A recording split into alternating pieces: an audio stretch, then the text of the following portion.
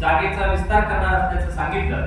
महापालिकेच्या वतीनं कामाचा प्लॅन व आराखडा तयार करून तो माननीय जिल्हाधिकारी पुणे यांना दाखवावा व त्यानंतर माननीय जिल्हाधिकारी साहेब पुणे हे हा आराखडा, उपाययोजना व सुविधांची हमी संस्थांना रेखी स्वरूपात सादर करतील असे ठरले।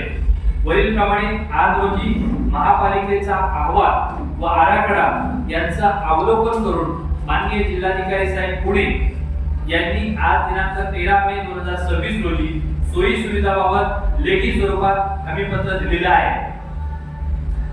आज दिनांक 13 मे 2026 रोजी दुपारी 4:30 वाजता विश्वस्त मंडळ श्री गुरु हैबतराव बाबा यांचे वंशज प्रतिनिधी, दिंडी प्रमुख त्याचप्रमाणे आमदार श्री हेमंत रासने साहेब